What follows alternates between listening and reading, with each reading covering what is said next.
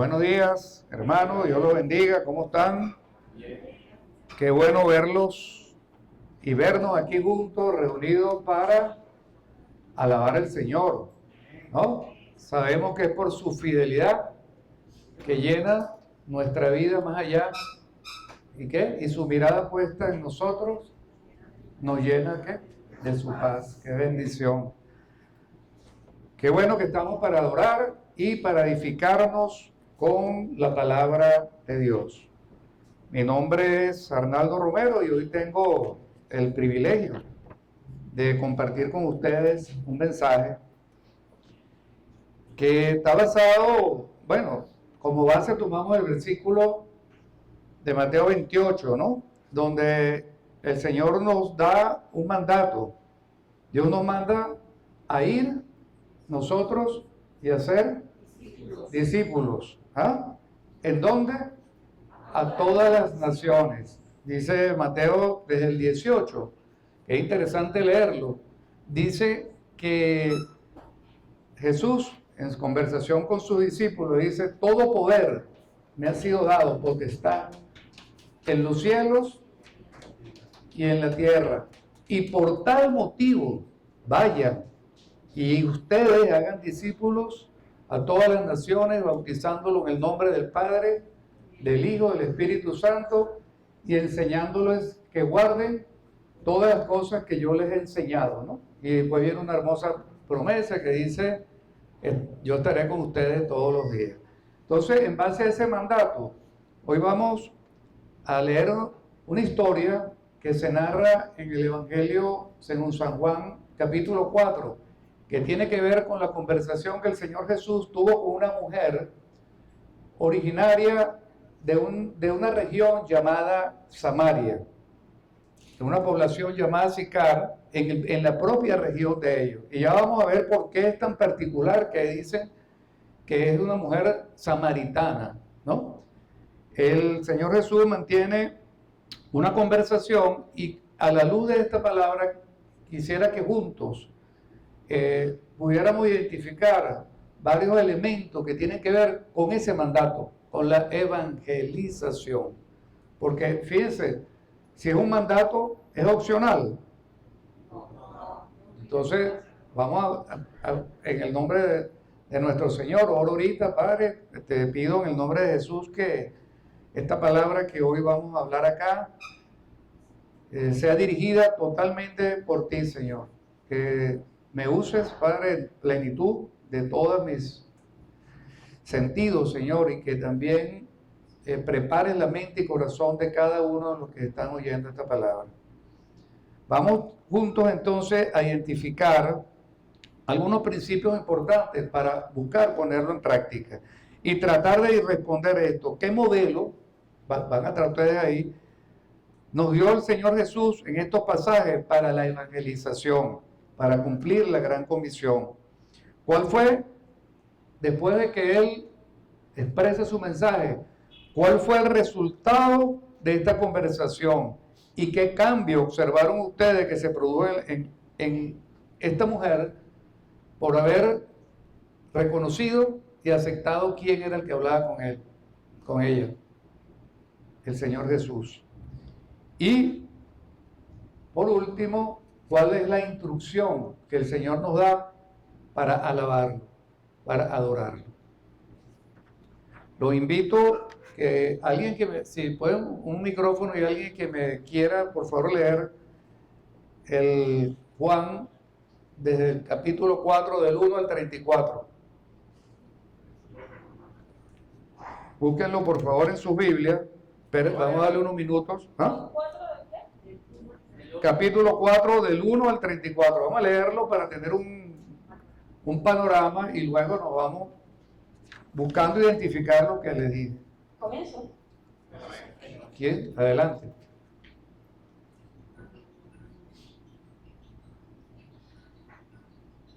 Cuando pues el Señor entendió que los fariseos habían oído decir: Jesús hace y bautiza más discípulos que Juan, aunque Jesús no bautizaba sino sus discípulos, salió de Judea y se fue otra vez a Galilea. y le era necesario pasar por Samaria. Vino pues a una ciudad de Samaria llamada Sicar, junto a la heredad que Jacob dio a su hijo José. Y estaba allí el pozo de Jacob. Entonces Jesús, cansado del camino, se sentó así junto al pozo. Era como la hora sexta. Vino una mujer de Samaria a sacar agua y Jesús le dijo: dame de beber. Pues sus discípulos habían ido a la ciudad a comprar de comer.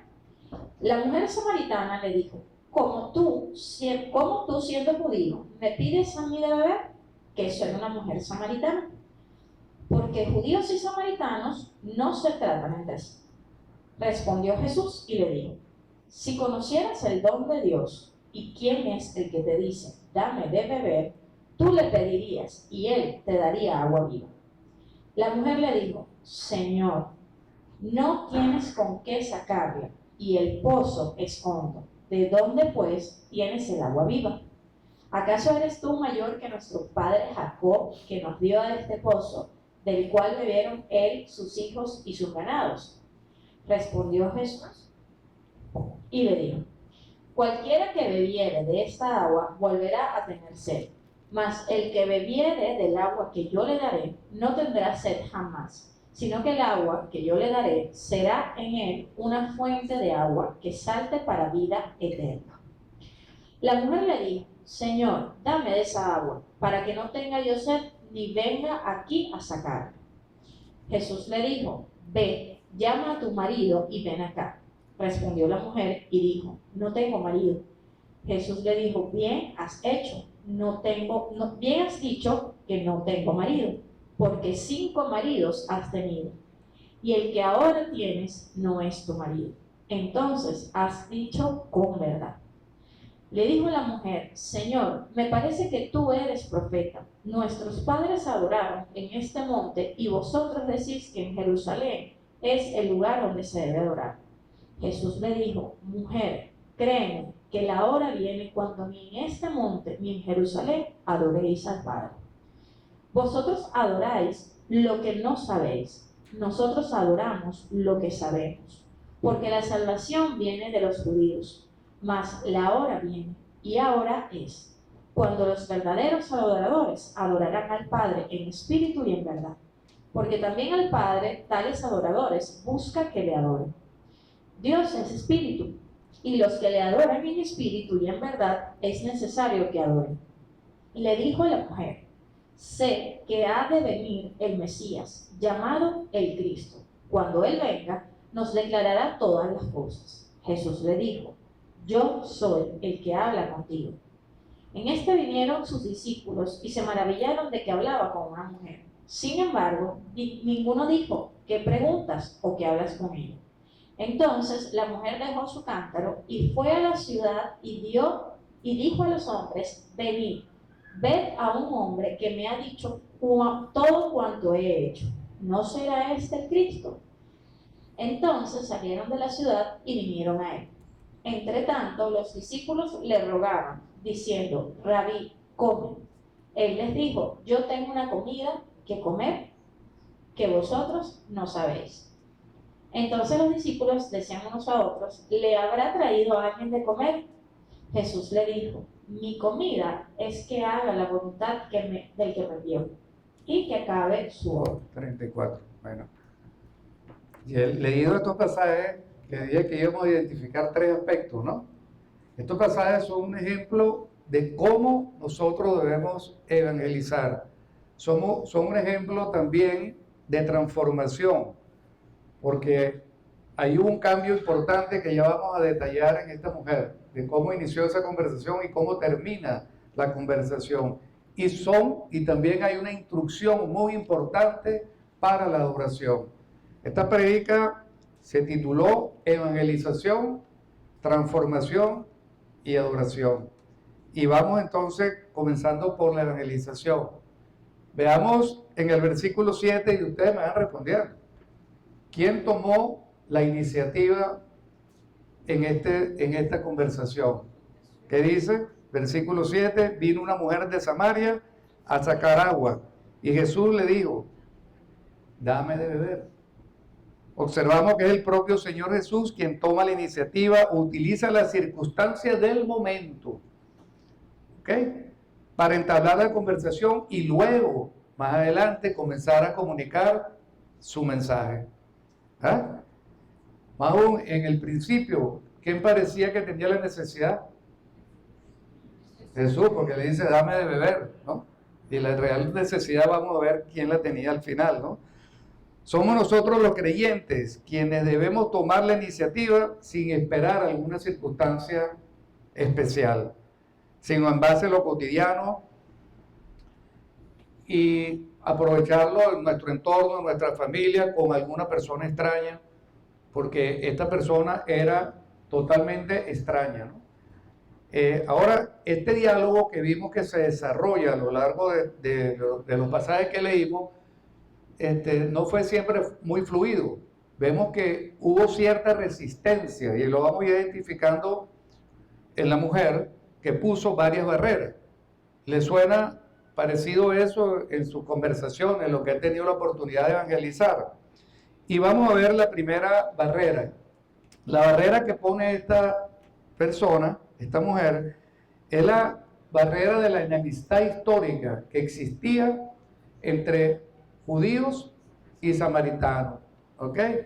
Yo quisiera, porque cuando volví a leer esto, que lo estaba leyendo mi hermana Katy, me doy cuenta que en la palabra de Dios nada está por estar, todo tiene un significado. Hay un versículo que dice, el versículo 4, le dice que era necesario, Jesús, pasar por Samaria. Yo quisiera que por favor me pusieran el mapa de la época de Jesús, de la región, porque él dice que él se iba de Judea y iba otra vez a Galilea. Cuando él se dio cuenta que él bautizaba más que los de Juan, él decidió irse. Bueno, si lo logro ver, es por el reflejo, no es por mis ojos, ¿no?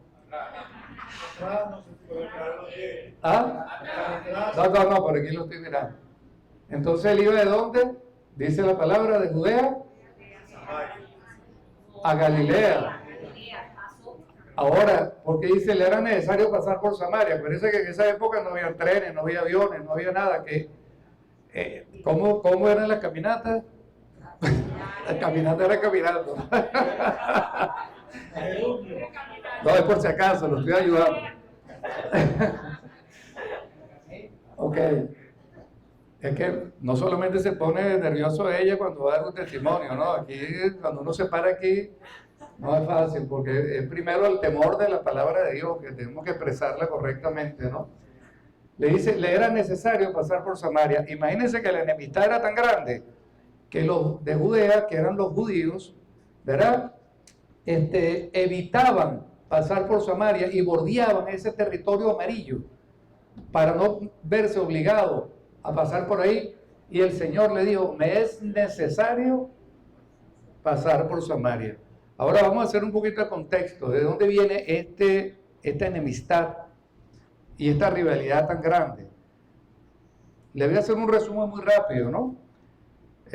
Dios elige a Abraham para generar un pueblo y darse a conocer a través de las naciones.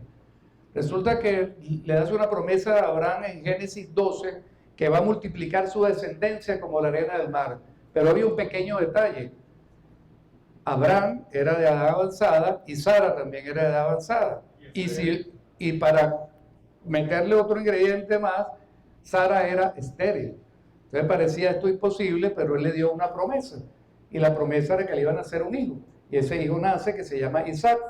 De Isaac nace Jacob, ¿verdad? Y Jacob procrea 12 hijos. De esos 12 hijos se originan las 12 tribus de Israel. Normalmente se pueblan, este grupo crece, y esta gran población que se dividía por tribus, que tenía el nombre de cada uno o varios de los hijos de Jacob, eran gobernados por el mismo Dios a través de profetas, ¿no? Y a través de lo que en la Biblia se conocen los jueces. Pero en un momento dado, este pueblo, que era uno solo, aunque cada uno tenía sus jefes, que eran las tribus, decide que quiere tener un rey igual que las otras naciones que existían. El Señor le concede esto y entonces empieza una descendencia, empieza el primer rey que fue ¿quién? Saúl. Después del rey Saúl que vino, el rey David, y después Dios le dice que siempre le va a dar la herencia perpetua al trono de David. Y ahí hereda su hijo Salomón. Salomón inicia bien visto, Dios agradado con su forma con que él inicia su gobierno, pero al final de los tiempos él se desvía. Se desvía porque había un mandato de que no se mezclara con otras naciones y él se mezcla con otras mujeres, incluso acepta ciertos rituales y ciertas cosas que Dios no fue agradado.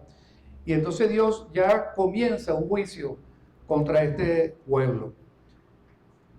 El trono del rey Salomón lo hereda su hijo, que es el rey Roboam. Todo esto está en Primera y Segunda de Reyes, ¿no? Pero se lo estoy narrando así. Este rey, que era un joven, vienen allá a hacerlo rey, pero el pueblo le pide que por favor baje la carga que su padre había puesto sobre ellos, que le disminuya esa carga que tiene. Él le dice que le va a responder en un tiempo, que va a hacer unas consultas, y consulta a los ancianos que estaban en el pueblo, ¿verdad? Figura, por cierto, que aparece en toda la Biblia, desde el Antiguo Testamento al Nuevo Testamento. ¿Y qué son los ancianos? No necesariamente son personas así como yo, el pelo blanco, ¿no? Son personas que tienen un caminar comprobado con el Señor, que tienen experiencia y tienen sabiduría. Él consulta, hizo bien, consulta a los ancianos, y los ancianos le dicen: mira, vale, concédele esto al pueblo, dile que le vas a disminuir esa carga. Pero se le ocurre la brillante idea de que le consulta a sus amigos que crecieron con él, a los jóvenes, sin subestimar a los jóvenes, ¿no? Nos podemos tener, ¿cómo es?, en menor la juventud. Y los amigos le dicen: no, de ninguna manera, más bien tienes que ser firme, dile que tú vas a ser más severo que su papá. Y él le responde al pueblo que un dedo de su mano va a ser más grueso que los lomos de su padre. No sé cómo sería el papá, pero si era como el pastor Augusto, imagínense, un dedo a lo grueso de su mano, ¿no? Esto molestó muchísimo a una gran cantidad de la población y se generó la división del reino de Israel en dos grupos: el reino del norte, donde se fueron a vivir 10 tribus, y el reino del sur, gobernado por Roboam, pero nombran a otro rey que se llamaba Jeroboam, que era un adversario del rey Salomón. Aquí lo tienen, no sé si se logran ver ahí donde está no veo la tribu de Judá. No se ve bien el reino del norte y el reino del sur. Sí, bueno. Bueno, está bien.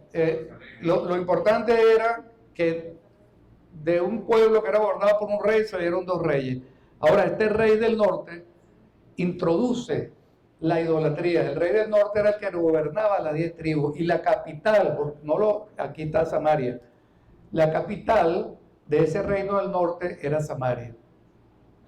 Ahora, no solamente esto, sino que esta gente se mezcló, cosa que estaba prohibida por la ley de Moisés. El Dios le había dado un mandato de que no se mezclara. Esta gente se mezcló a tal forma que tuvieron una rivalidad, que estuvieron a punto de tener una guerra. Entonces, esa rivalidad, y por eso quiero que vean ese contexto, y me tomé este tiempo para decirlo, se permanecía muy viva en el tiempo de Jesús. Y era una rivalidad que tenía aproximadamente 700 años. ¿Qué les parece? Pero Jesús decidió ir, y le era necesario ir a Samaria, ¿no? La primera barrera que pone es la barrera de rivalidad histórica. Yo quisiera que lo leamos en el versículo 9. ¿Qué dice el versículo 9? La mujer samaritana le dijo: ¿cómo tú siendo judío me pides de beber que soy mujer samaritana? Porque judío y samaritano no se tratan entre sí. ¿Qué le parece? Ella se sorprende de que un judío, me imagino que por su vestimenta, su forma de hablar lo reconoció, le estuviera hablando. ¿Qué hizo el Señor Jesús? No se enganchó en esta barrera. Porque dice, ¿cómo tú me estás hablando a mí? Si tú y yo no, o sea, nosotros tenemos un problema de hace muchos años, ¿no? Y él continuó con su mensaje y le responde en el versículo 10. Jesús le dice, si conocieras, versículo 10, el don de Dios y quién es el que te dice, dame de beber, tú le pedirías y él te daría agua viva. Pienso que esta respuesta, si se la dieran a ustedes, ¿qué dirían? Estás hablando con alguien que ya sospecha que hay rivalidad, ¿no? Y ahora te dice de esta forma, si conocieras el regalo de Dios y quién es el que habla contigo, tú le pedirías y él te daría agua viva. ¿No piensan que ella debe haber quedado un poco intrigada con esta respuesta? Y entonces pone otra barrera y en este momento empieza a cuestionar su autoridad. ¿Quién eres tú? ¿Verdad? ¿O quién te crees tú? Y le responde en el versículo 11, no tienes con qué sacarla. Lo primero es que se fue el agua física y el pozo es hondo. ¿De dónde pues tiene de dónde sacarla? ¿Acaso eres tú mayor que nuestro padre Jacob, que nos dio este pozo del cual bebieron él y sus hijos? ¿Quién era Jacob? El padre de las 12 tribus, correcto. Aquí el Señor le habla sobre el don o regalo y la mujer intenta comparar y desafiar la autoridad de Jesús respecto al patriarca Jacob, de donde provenían las 12 tribus, incluyendo la tribu de Judá, de donde venía el Señor. ¿Ok? En esta oportunidad, el Señor tampoco se engancha en este desafío que le dice, eres tú mayor que nuestro padre Jacob, y continúa con su mensaje y responde en el versículo 13. ¿Qué responde? Cualquiera que bebiera de esta agua volverá a tener sed, mas el que bebiere del agua que yo le daré no tendrá sed jamás, sino que el agua que yo le daré será en él una fuente de agua que salte para vida eterna. Ya en esta etapa de la conversación, ya la mujer está entendiendo que le está hablando de Dios, le está hablando de cosas espirituales, ¿no? Que ya no es una simple conversación. Y comienza a mostrar algo de interés y le responde en el versículo 15, Señor, dame esa agua para que yo no tenga sed, ni venga aquí a sacarla. Ya comienza a reconocer la autoridad de Jesús para darle algo más allá que el agua física. Sin embargo, no había entendido con quién, hasta ese momento, con quién estaba hablando. Jesús se le comienza a revelar un poco más, demostrando una condición que solo Dios tiene, que es la condición de ¿qué? De omnisciencia, de conocer cosas tuyas y mías que nadie más puede saber. Y aunque Jesús era 100% hombre en la tierra, porque dice que se despojó a sí mismo de toda autoridad, de todo, ¿verdad? Él seguía conectado con su Padre. Y entonces en este momento Jesús se le revela un poco más y le dice lo siguiente, y le responde en el versículo 17. No, perdón, en el versículo 16, Jesús le dice, ve y llama a tu marido. Y la mujer le responde en el versículo 17 y dice, no tengo marido. Jesús le dijo, bien has dicho, no tengo marido, porque 5 maridos has tenido y el que ahora tiene no es tu marido. Esto has dicho de verdad. Yo creo que el Señor sintió una tranquilidad porque ella, sin darse cuenta, estaba confesando un pecado. Y el Señor estaba confrontándola a ella con su pecado. Cuando le decía que no hay nada que esté en la palabra que no tenga un significado, cuando estábamos leyendo, dice que esta mujer fue a sacar agua a las 12 del mediodía. O según la costumbre de la época, las damas iban a sacar agua. ¿Ustedes creen que es la mejor hora, lo que conocen el campo, para ir a sacar agua? ¿A qué horas, como dicen los campesinos, vamos con la fresca? ¿Ah? En la mañanita. Entonces ya eso llamaba la atención de que esta mujer estuviera allí, y creo que era obvio, porque ella tenía temor de quizás conseguirse alguno, porque dice que tenía 5 maridos y el que tiene no era de ella. ¿Ok? Entonces, estaba a las 12 del mediodía. El Señor confronta a la mujer con su pecado de haber tenido 5 maridos y que el que tiene no es. Este punto es importante, hacer esta siguiente introducción. Nosotros como personas, cuando estamos llevando un mensaje de evangelización, no debemos confrontar directamente a la persona con el pecado. ¿Por qué? Porque eso es un trabajo ¿de quién? Del Espíritu Santo. Y eso está en Juan 16:8, dice que cuando venga el Espíritu Santo, convencerá al mundo de pecado, de justicia y de juicio. Ahora bien, ¿por qué el Señor la confronta? Porque Él es Dios hecho hombre, pero a la vez es el Espíritu Santo y a la vez es el Padre. Es el misterio que no terminamos de comprender, ¿verdad? Que es el Padre, Hijo y Espíritu Santo. Ahora nosotros sí, cuando estamos llevando un mensaje, el Espíritu Santo que habita en el creyente, y esto lo digo para alguien que no conozca, cuando uno recibe a Cristo, una de las promesas es que Dios pone su Espíritu Santo en el creyente y puede hablar y utilizar esa persona para llevar su mensaje. No soy yo que le tengo que decir, tú estás haciendo esto, tú estás haciendo aquello. Es el Espíritu Santo, que el mismo Jesús fue el que le hizo una pregunta y ella lo confesó. Es el que le revela su pecado para confesarlo, ¿no? Entonces ya fíjese cómo va desarrollando, ya empieza a arrepentir, ya empieza a confesar un pecado, ¿ok? Jesús confronta a la mujer con su pecado, por lo que el mismo Dios y el mismo Espíritu Santo, Padre, Hijo y Espíritu Santo. Y ella le responde y le pone esta vez una barrera religiosa, ¿no?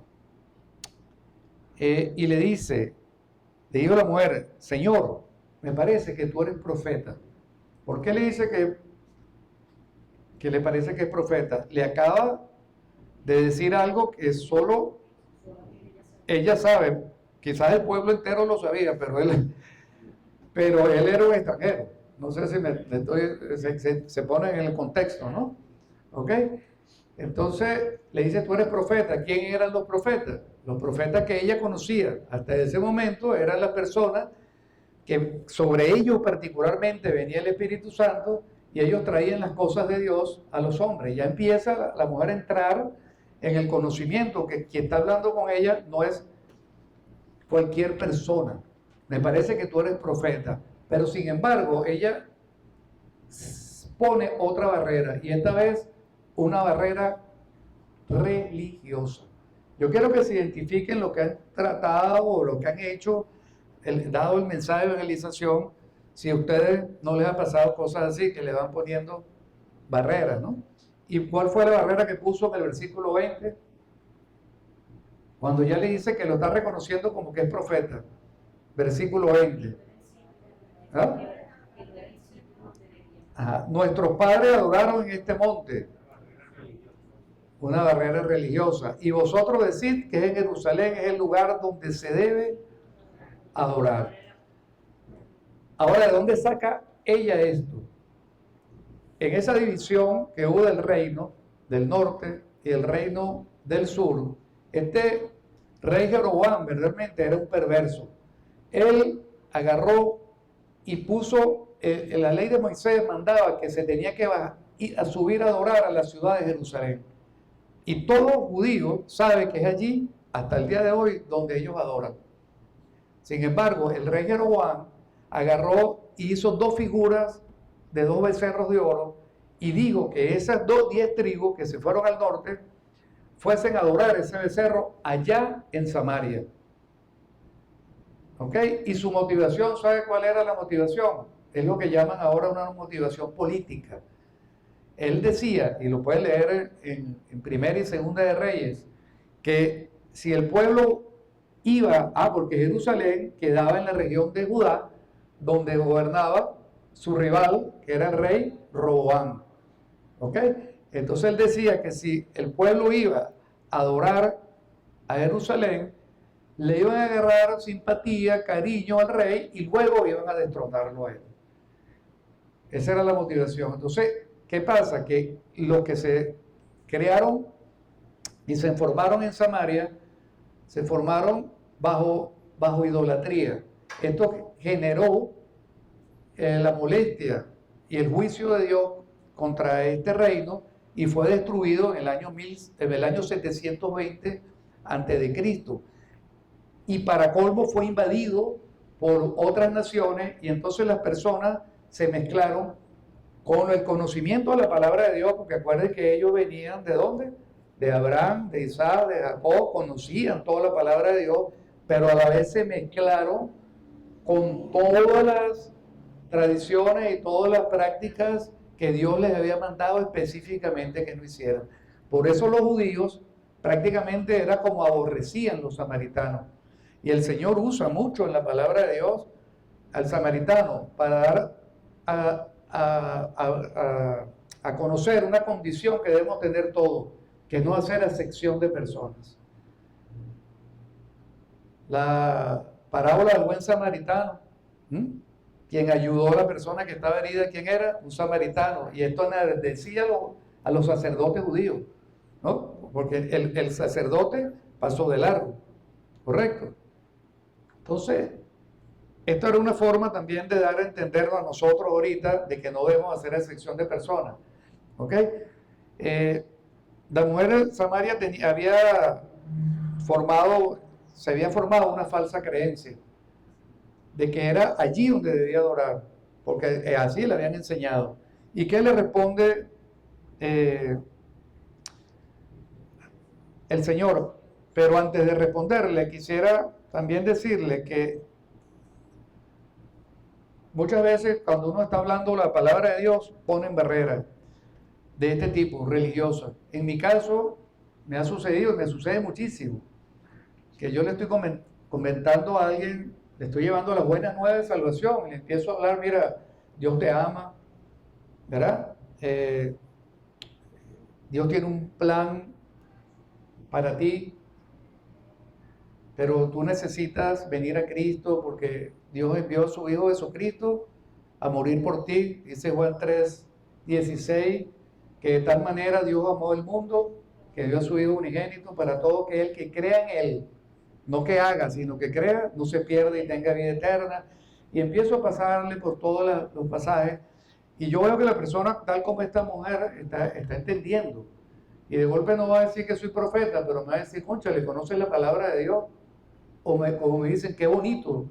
Muchas veces me dicen, qué bonito. Yo no quiero que me digan qué bonito lo que digo, sino que le llegue la palabra, ¿no?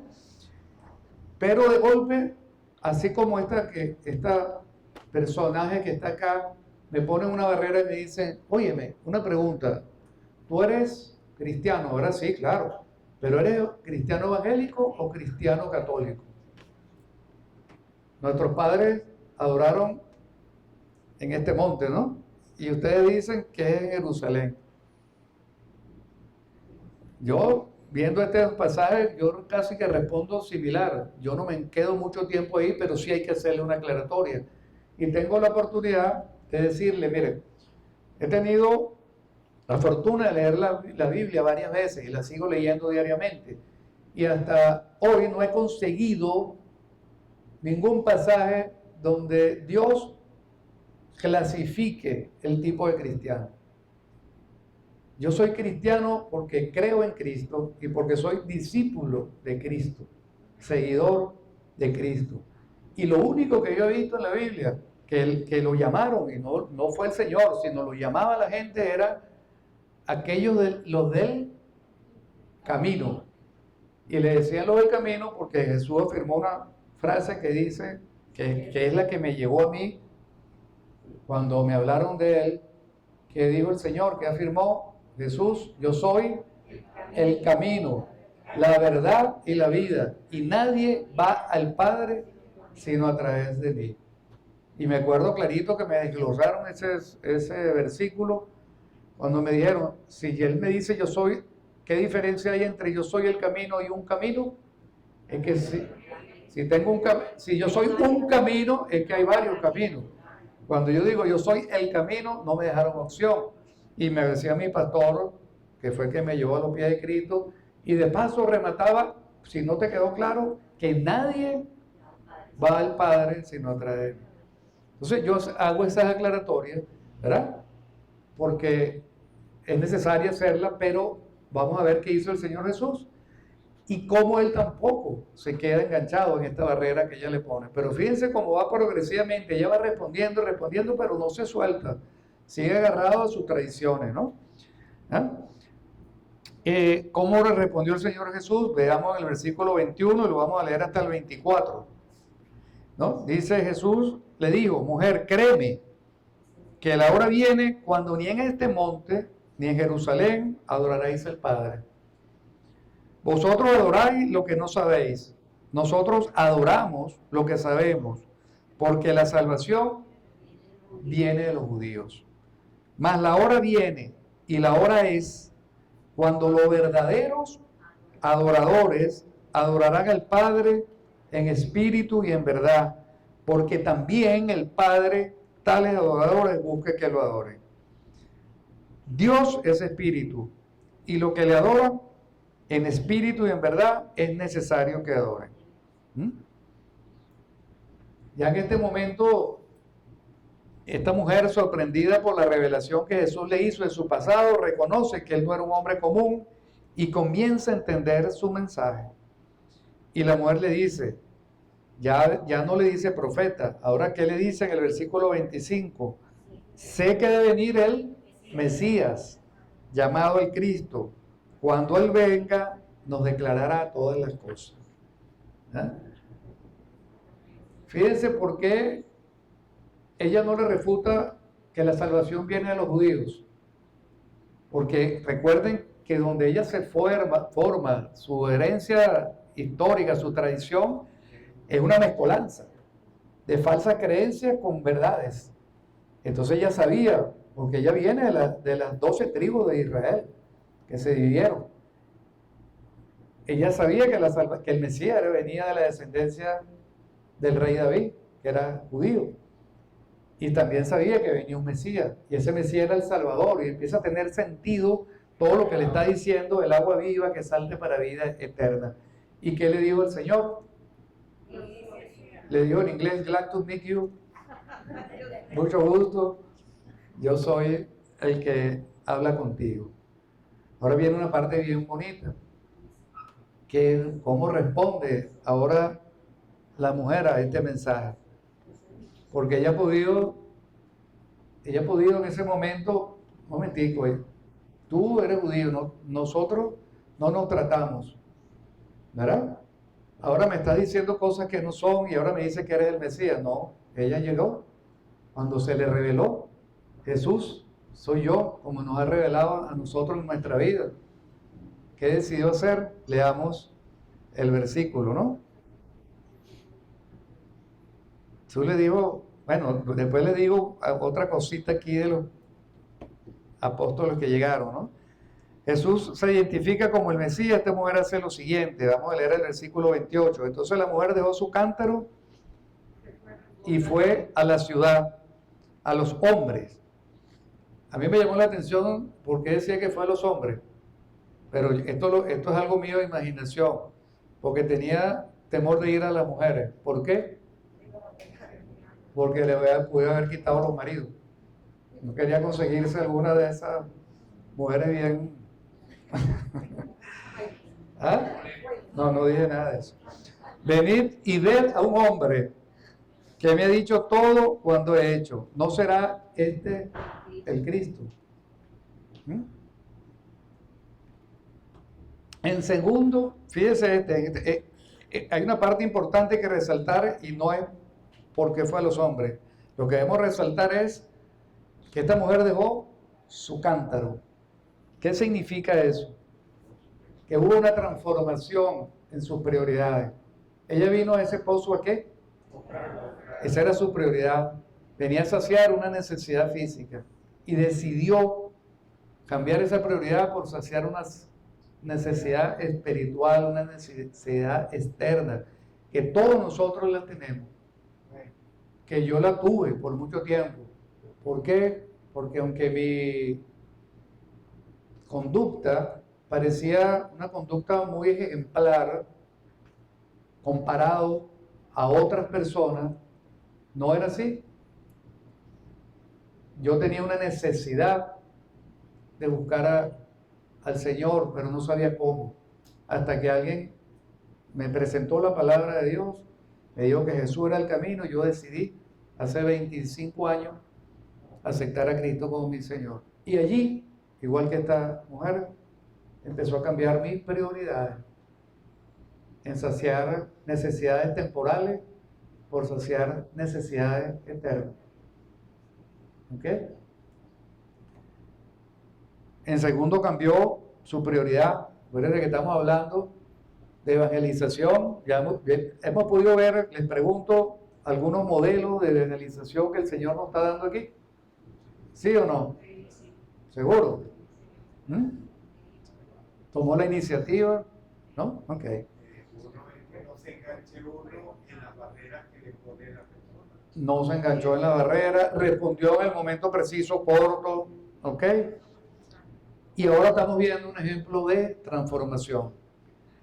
Esto es lo que hace la palabra de Dios y el Dios de la palabra cuando realmente entendemos quién es Jesús y su hermoso mensaje de salvación.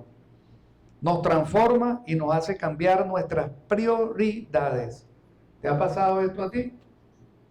A mí me ha pasado, te lo acabo de comentar. Y me sigue pasando, porque es un proceso, ¿yo? No es de la noche a la mañana, porque uno no sabe, hay muchas cosas que van en el camino que uno debe ir ordenando, ¿no?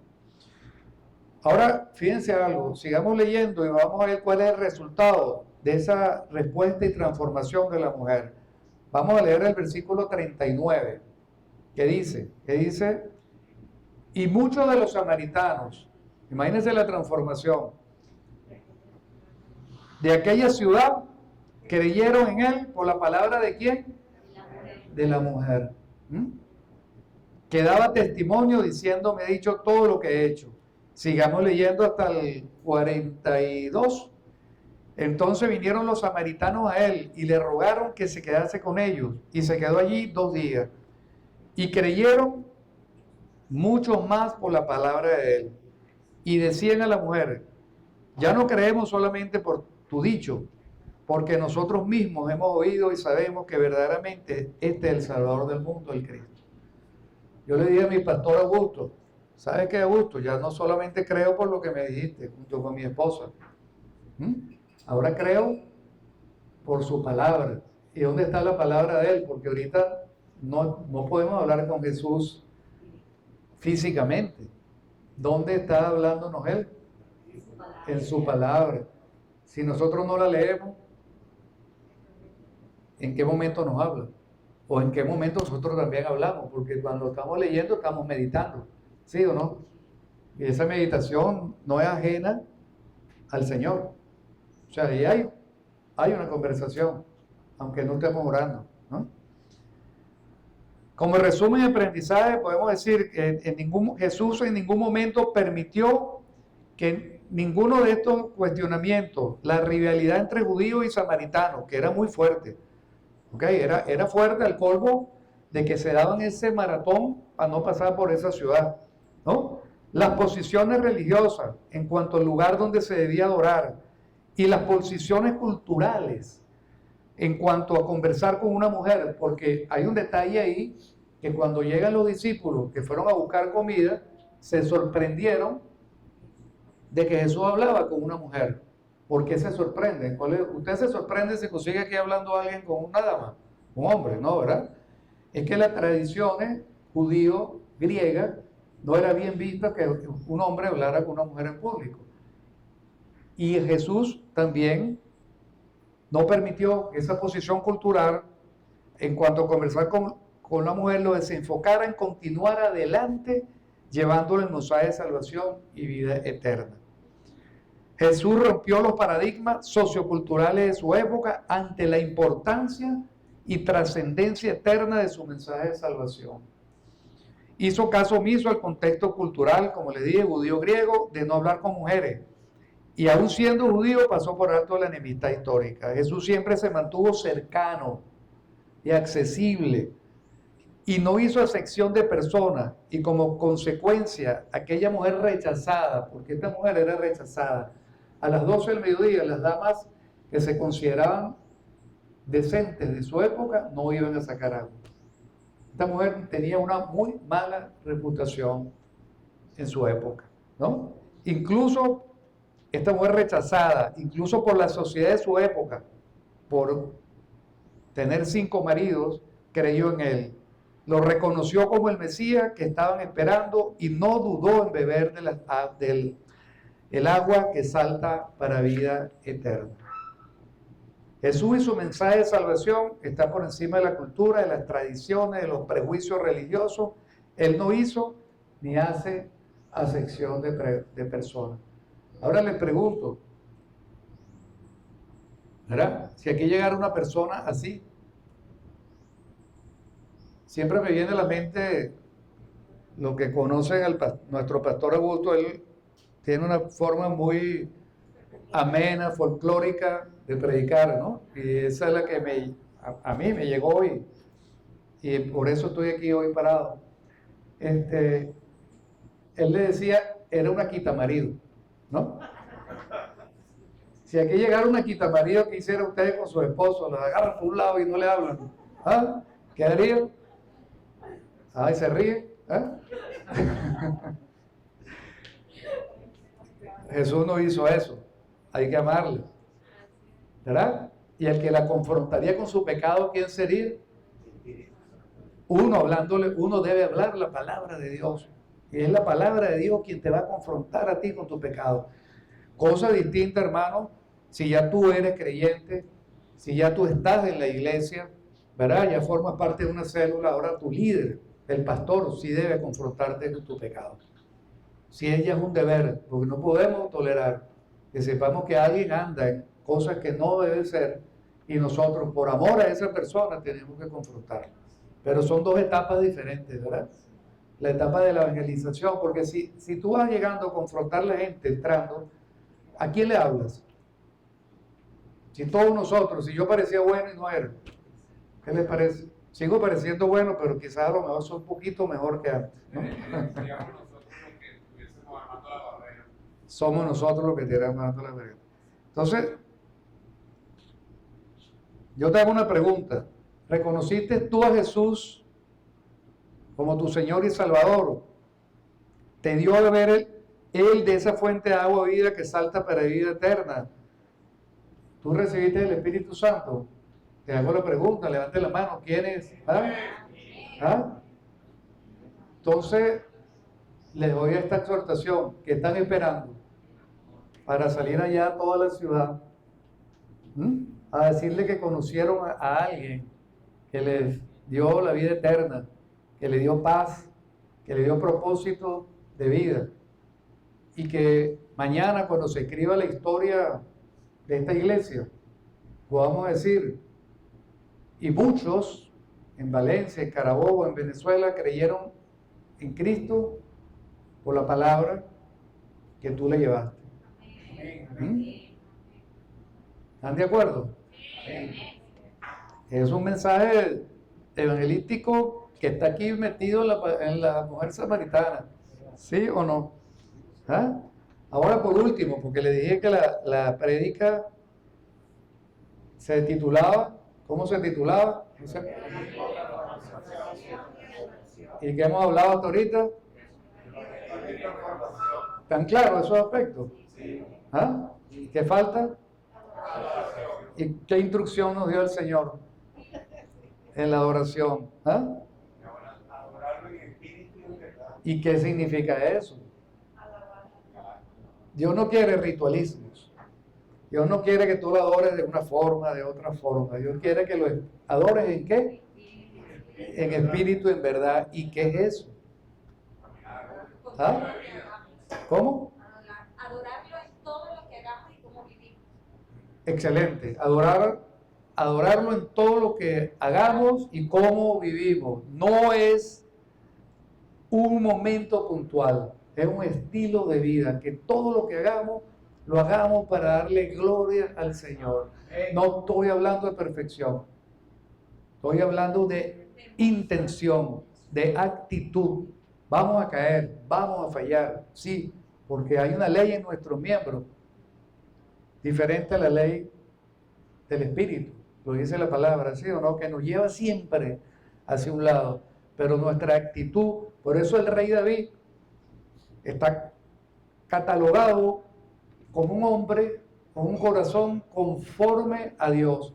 Y si usted lee la historia, la primera vez que yo la leí, usted se impacta, porque lo que hizo el rey David es muy feo. Yo estoy muy lejos, y muchos de ustedes seguro están lejos, y quizás todos nosotros estamos lejos de lo que hizo el rey David. Porque la actitud del rey David era que todo lo que hacía era para agradar al Señor y darle gloria. Y se equivocó durísimo. Ojo, tuvo consecuencias. No es que nosotros Dios nos va a dejar, nos va a disciplinar, dice la palabra, pero no perdemos su amor ni perdemos su salvación. La adoración, somos seres espirituales que habitamos un cuerpo físico que un día va a desaparecer. Fuimos creados para adorar a Dios. En Efesios 1:12 dice que fuimos creados para la alabanza de su gloria. ¿Ok? La adoración no se hace en un momento puntual. Es una actitud de la mente y de un corazón transformado por el amor de Dios, lleno de su Espíritu Santo. Adorar en espíritu y en verdad es un testimonio de vida, Katy, como lo dijiste. Es darle gloria en todo lo que hacemos, es una vida de agradecimiento y obediencia al Señor. Bueno, espero que este mensaje le haya llegado en el nombre de Jesús y quisiera terminar con una oración, dándole la oportunidad a las personas, ¿verdad?, de también conocer ese Salvador que todos hemos conocido, o la mayoría de los que estamos acá. Quiero que me acompañen en esta oración. Padre, te damos gracias, Señor, esta mañana por este mensaje hermoso que tú has preparado. No fui yo, Señor, fuiste tú. Gracias por usarme en este momento. Quiero hoy, Señor, tú conoces los corazones de cada uno de los que estamos acá, que te le reveles, Señor, a su vida, que lo ayudes, Señor, igual como tú ayudaste a esta mujer que nadie quería, que era rechazada por la sociedad de su época. Tú eres un Dios de misericordia, eres un Dios de amor. Te pedimos, Padre, en el nombre de Jesús, en este momento, que venga a nuestra vida. Te pedimos perdón por nuestros pecados, por nuestra ofensa. Perdónanos, Señor, por haber vivido hasta este tiempo ignorando el propósito de mi vida, que es vivir para ti, Señor. Hoy decido recibirte como mi Señor y Salvador. Creo que tú moriste y resucitaste para darme vida eterna. En el nombre de Jesús, amén. Dios lo bendiga. Gracias, un feliz domingo.